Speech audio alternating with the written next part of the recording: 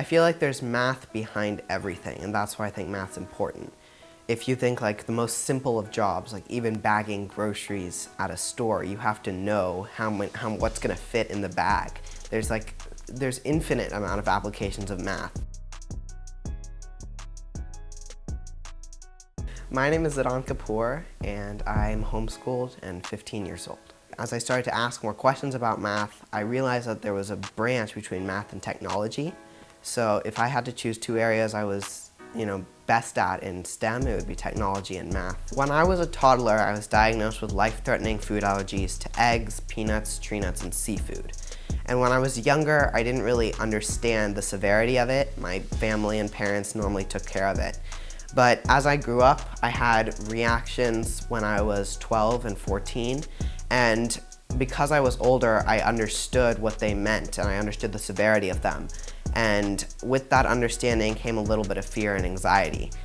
That grew when I had another reaction recently, and the aftermath was something I never really experienced. It was like debilitating anxiety. I couldn't eat, I couldn't trust my family members, and I started to wonder if other people around me in my community with food allergies are feeling the same way.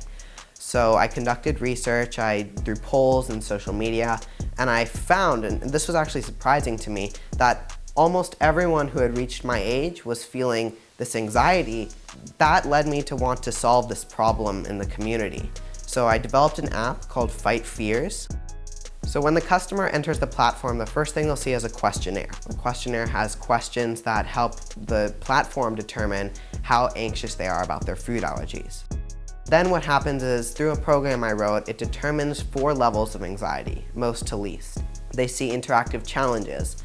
For example, try a new restaurant, or go out with your friends, something that mirrors what they were scared of in the questionnaire, but slowly, so that they can slowly master each individual step.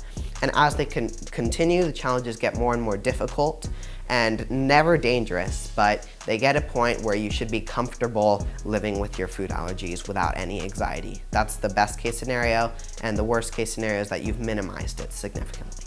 I love working with little kids and kids my age, and that got me interested in teaching other kids.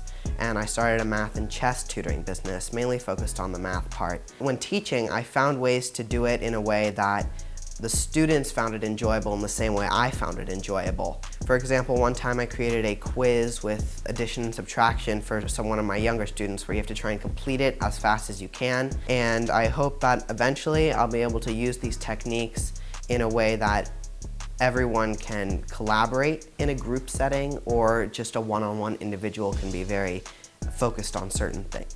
While I don't know exactly what career I want to have in the future, I want to create a business or a company that's targeting certain issues that I care about. But right now I'm more concerned about social justice, climate change, mental health, and I'm kind of using all of this as a baseline to move forward in a way that I can discover as I move along.